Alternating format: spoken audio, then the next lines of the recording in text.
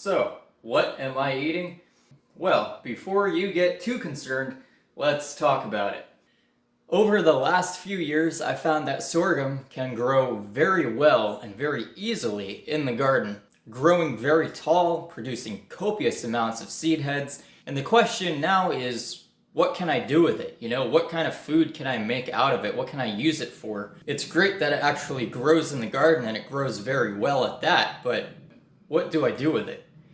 So essentially, this video is an experimental first step in discovering what I can do with this plant, specifically in terms of food. And hopefully, this video will help to establish a baseline that I can then build off of, and I can create more videos as I continue to journey through the potential uses of this sorghum plant. So today, I am going to experiment with making some sorghum flatbread. Earlier in the year, I had harvested some sorghum seed heads, and so what I have to do now is essentially thresh the seed off of the seed heads, and then these will be the seeds that I use to make the flour. The sorghum produced seed heads that were about medium-sized, so I have found that about 6 sorghum seed heads produces almost a cup of seed.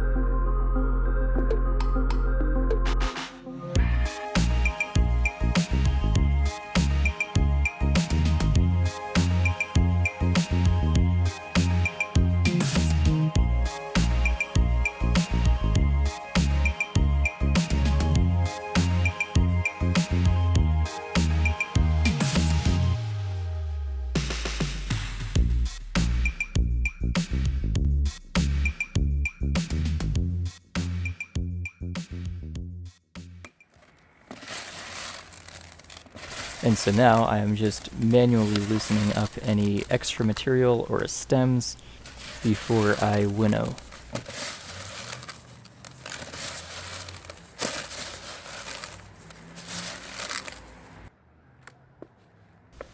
Here I am winnowing the seed, and the snow is actually helpful in this situation because you can see the chaff and the extra material that has blown away onto the surface of the snow.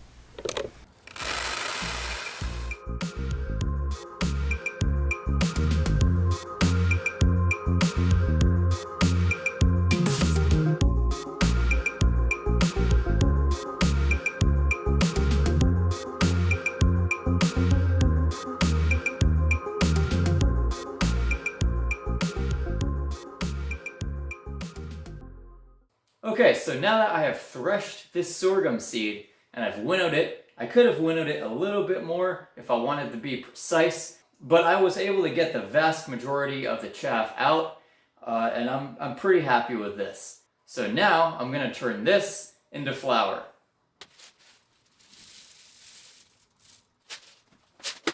This herb and spice grinder is not necessarily the type of flour grinder I would recommend for the task, but for now it will have to do.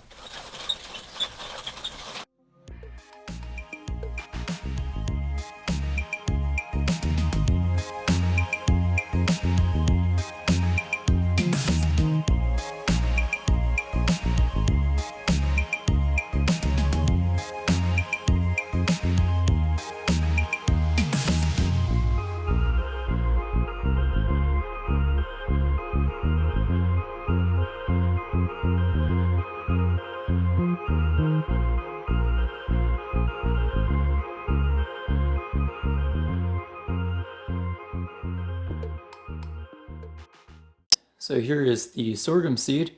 It's a little darker in color than what you might be used to seeing, like at a grocery store. In part, this might be because of the extra chaff in here. But yeah, this is pretty cool. This is going to be a pretty coarse flour.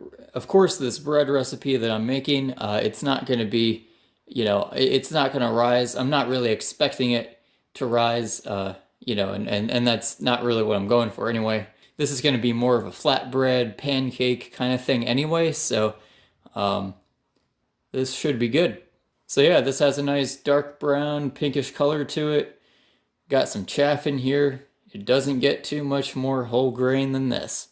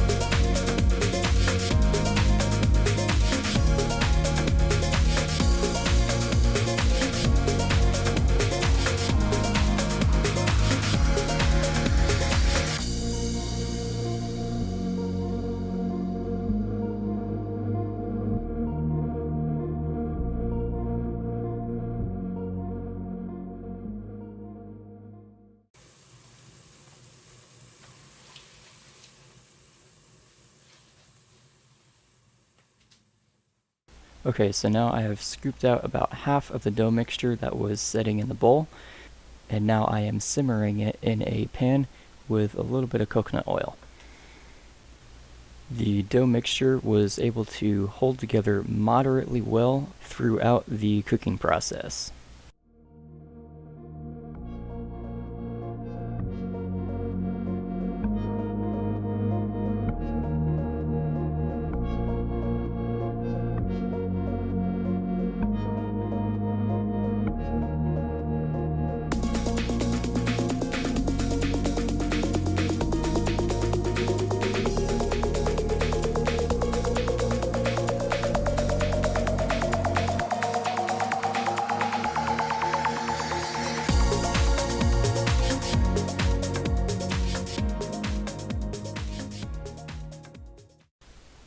For this second half of the batch, which has set for a total of 4 days, I'm adding a little bit of water to help reconstitute the mixture.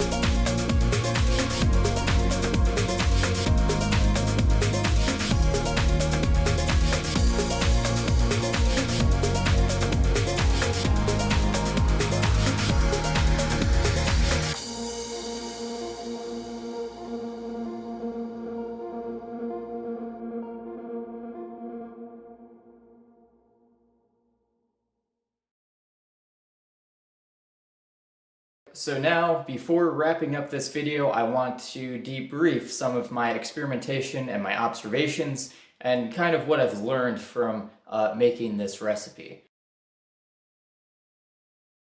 First off, after I had ground up the seeds and I was letting that dough mixture set for a few days, even within the first day or two, I noticed it kind of developed an aroma, kind of like I was leaching acorns. acorns can be high in tannins and phenolic compounds like tannic acid, which can have that bitter, especially astringent taste quality that you can taste in your mouth. And they also seem to develop like a characteristic kind of scent as well. I had also noticed that when I was soaking the sorghum seed in a different experiment that I was doing, the water that the seeds were soaking in turned like a tannish kind of brown color. And that's usually a pretty good indication that you are dealing with some type of tannin like tannic acid. But it certainly wasn't overpowering.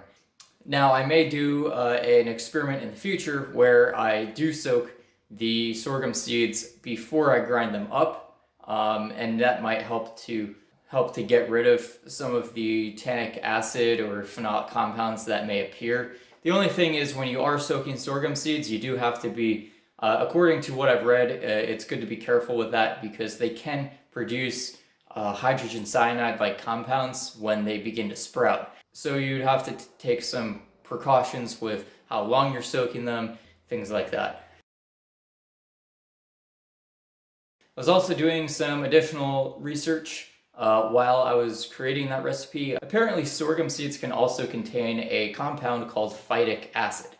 Now, it can be a little bit controversial out there with how much of an effect or what kind of effect phytic acid has on our health and well-being. But putting those things aside, soaking, fermenting, and cooking can decrease those levels of phytic acid found in sorghum seeds, and that should reduce that compound's presence. One thing that surprised me was I found that when I was cooking the sorghum flatbread, it actually held together really quite well. When I had let the dough mixture sit for 2 days, there was some cracking and it was crumbling around the edges a little bit, but it really overall held together, gelled together pretty well.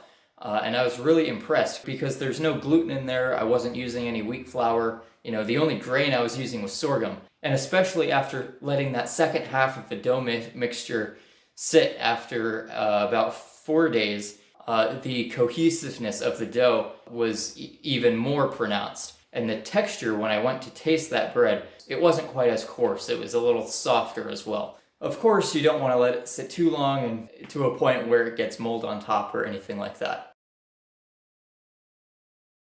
So as some closing thoughts on this experiment that I did today, I was really actually impressed with how the recipe turned out, especially with how the dough stuck together, and it didn't really taste all that astringent or bitter or anything like that. It wasn't even that dry. I have to be honest, when I was going in to create this experiment, I was really skeptical with how it would turn out. I wasn't taking any special measures to really make sure the dough stuck together or anything like that. But the point was to learn about this sorghum's personality with how its flour was able to form in a dough and cook, and the taste and texture, and it turned out a lot better than what I realized. It's certainly edible. It might be a practical option in making ash cakes in a starvation situation. And this really opens up a lot of doors for me to where I can go in terms of experimentation and making variations and making this recipe better. This is why you experiment. You never know until you try. And I have certainly learned a lot, and I hope that you have learned a lot as well. I look forward to seeing you in a future video, and stay tuned for more sorghum experiments.